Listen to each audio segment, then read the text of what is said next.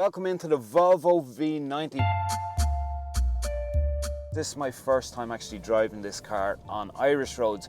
Some of you may recall we do have a V90 and S90 video.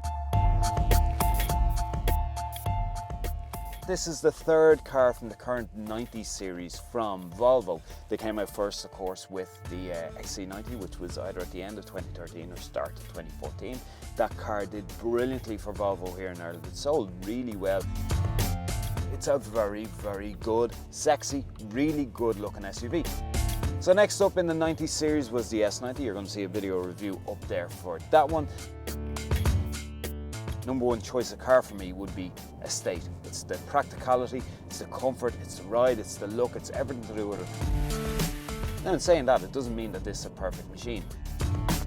This infotainment system, which looks really, really good. It does look good. 9-inch screen here, looks like an iPad embedded into the dash here. It's so difficult to use, right?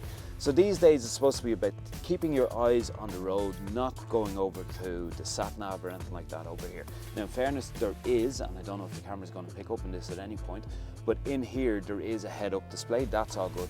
But when you're trying to navigate through this system here, it can actually be really difficult. You have to look down, you have to do all the rest. Now what I can do is brilliant, but actually having to go through it is a pain in the butt.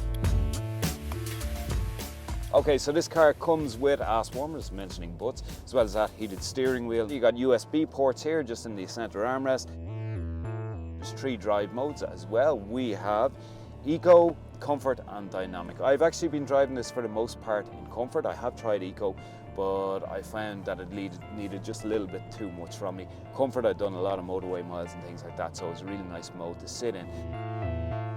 Suspension, to be honest with you, it is a little bit on the firm side, but it's still good. Like, I mean, it's a beautiful looking car. I'll put up with any suspension bumps or anything like that for a good looking vehicle like this.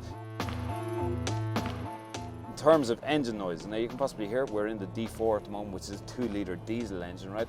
There is a bit of noise coming from it. That's on the downside. If you want a bit of silence and good fuel economy, opt for maybe the T8 version.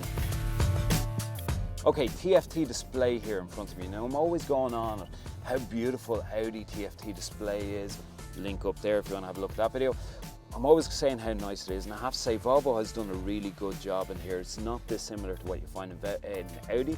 Unfortunately, we're not getting the same type of 3D Google Maps that you find within Audis themselves on TFT display, but they do make a good job of making the sat nav appear here. It looks really well, and everything else is digitalized here in the instrument binnacle as well.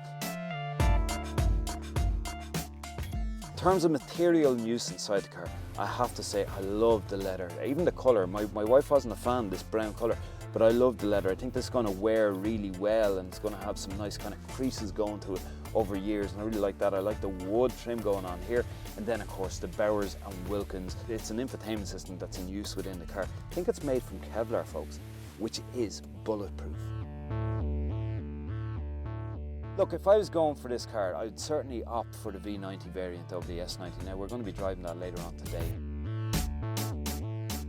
I would choose this over that because of the practicality. The boot in this is absolutely brilliant for families and things like that.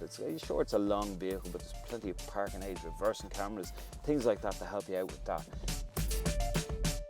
The saloon version, however, the boot just doesn't match. The boot is actually quite impractical within saloon, whereas inside this V90 it's perfect. There is our logo over there. Please press it, you will subscribe to the channel itself, and as well as that, follow the various links around the screen. We'll talk to you again very soon.